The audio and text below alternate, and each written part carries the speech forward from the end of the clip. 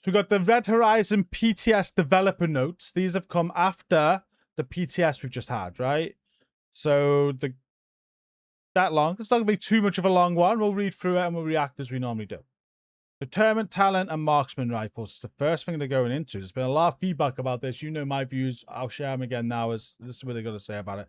Determined was one of the most discussed changes during the PTS, and the feedback around it was divided. Some of you supported the change and wanted to see more options for MMR builds, while others asked us to leave it as it is. I'm not going to continue because I'm going to share my opinion right now on this. Determined should have been fixed a long time ago, in my opinion. It absolutely devalued every other sniper in the game, and anybody that enjoyed sniping, it had a negative effect on their experience. I'll give you an example of this.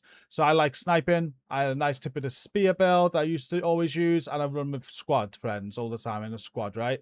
So when I'm in a squad, 3 people come in with determined on, it made it impossible for me. I couldn't snipe. I had to throw in a determined build and just shoot things in the body, which if you like sniping, that's not... Determined was never a sniper's talent. It was a talent for people that couldn't snipe and allowed them to have the power of sniping. So it needed adjusting. They adjusted it once, and there was bad feedback, so they reverted it back, and they've adjusted it again. But lots of people are unhappy about it. But they're mixed, because there's a lot of people that enjoy sniping that will be glad of this change. And let's see what they say. One of the main reasons we wanted to make this change is the interaction between the current version of Determined and Headhunter. Once Determined is active, a body shot converted into a headshot can trigger Determined again if it kills the enemy. Combined with Headhunter, this allows the chain to continue after the initial headshot kill. This also leaves us with less room to improve MMRs. Exactly. It takes out every other MMR in the game and any related gear, because increasing the damage can make that Determined plus Headhunter setup even stronger. Another reason, and one that is just as important, is the work we are doing to the end game beyond Red Horizon.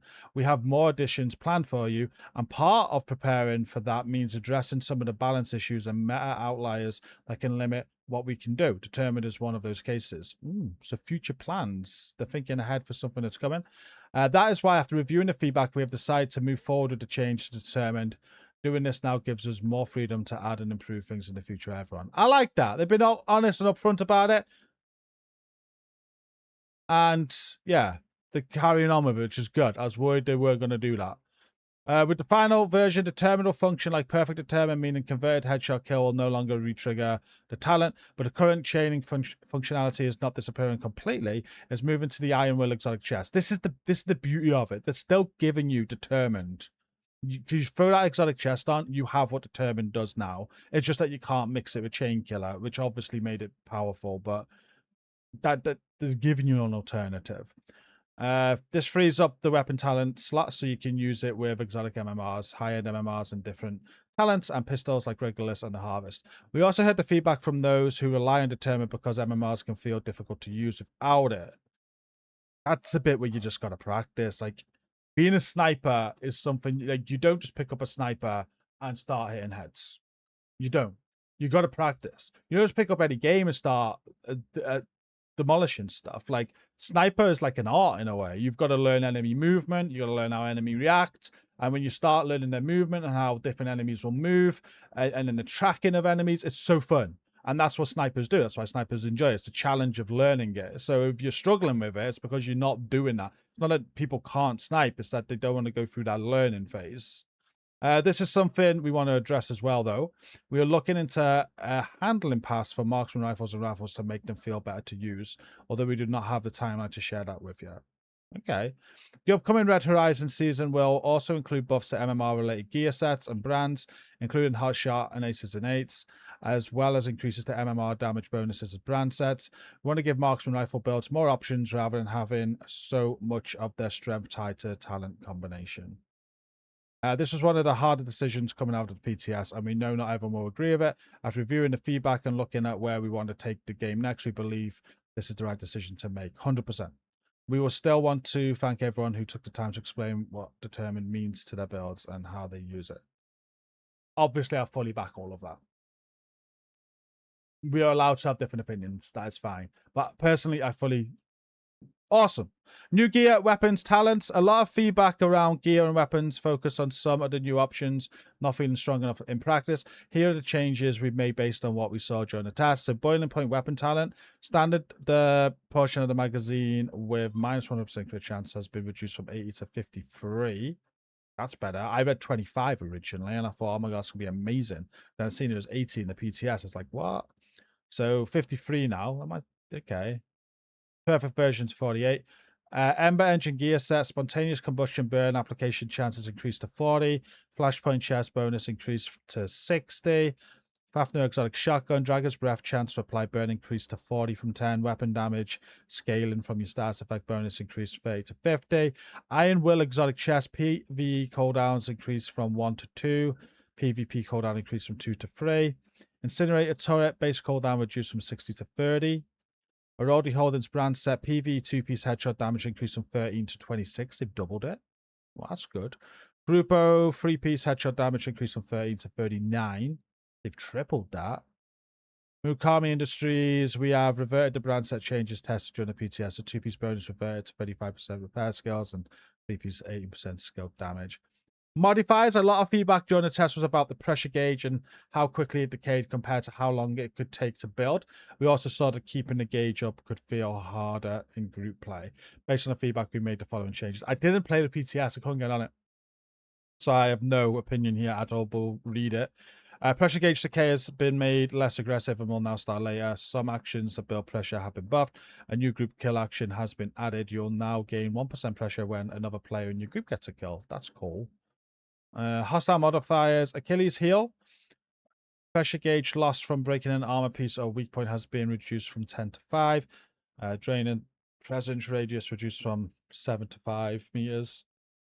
Remember that setting an affected enemy on fire will remove the hostile modifier effects and permanently disable them for that enemy.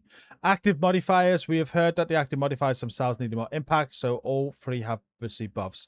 Fairy Order, armor regen is now percentage based, ranging from 0.5 to 1.5 armor per second. At level 5, damage resistance while sprinting can now reach 100%. Burn duration has been increased. At level 5, armor regen per unique enemy burned has increased to 15%. Vicarious combustion, the range of the headshot effect has been doubled. The burn damage penalty has been reduced from 50 to 25, 50 to 10. Burn duration has been slightly reduced. The cooldown of its level 5 effect has been reduced. Side shield delivered. Shield health and shield active regen have been increased. Dark zones and PvP. So the Blackout Dark Zone, this is what I really want to try. I'm quite excited by this. They look like the Blackout Dark Zone is going to be very rewarding. You told us Blackout enemies were going down a little too easily. They've taken the feedback personally and will be tougher in the season release. I like that. Prototype gear and weapon drop rates have also been adjusted. Normal enemies, 0.2 chance for prototype drop mid-stat rolls, 0.5 mid-stat rolls, 0.2 chance for prototype drop. And then boss enemies, 1% chance for prototype drop, mid-stat rolls, 2% chance for prototype drop. High. Ooh. Like a 2% for a high drop on a boss. We also added Otters, Caduceus, and Nursing Pads to the special loophole for PvP Dark Zones. PvP balance. After reviewing your feedback about the PvP balance pass, we made some adjustments to skills, talents, gear, and brand set bonuses. We saw that tier 6 fire-based skill builds could become too strong in PvP when combined with Ember Engine, so we've made some PvP specific adjustments to the set. Spontaneous combustion chance to apply burn is 8% with 8% burn damage if the status effect initially applied was burn. Flashpoint increases spontaneous combustion's burn application chance to 12%. White Heart increases duration of spontaneous combustion's burn damage debuff by 12%. We also heard concerns around the strength of several bonus armor talents. Bloodsucker, Unbreakable, Protected Reload, and Adrenaline Rush have all received some adjustments. For the full breakdown, check the PvP set bonus and talents rebalance and PvP skill rebalance sheets. They've not linked it though, so I will disregard the video. We'll link this in the video as always, but there's no link to those sheets. PvP stat display. Some of you also reported that PvP stats were not always displayed clearly while checking your build. Starting with Red Horizon, your inventory will show your PvP weapon damage directly below the PvE value, and your displayed stats will automatically switch to their PvP values when you enter any PvP environment. You'll also be able to check your PvP normalization stats and PvP balance overrides in the shooting range by activating the PvP switches. As part of these changes, the inventory normalization button will temporarily be removed while we update the UI. And that's it. Again, Never tested the PTS. I'm glad I didn't get on it. So nothing really to react to or say about all of that. But that, for me, big win. Well done. Stick to your guns. Needs doing. Good job.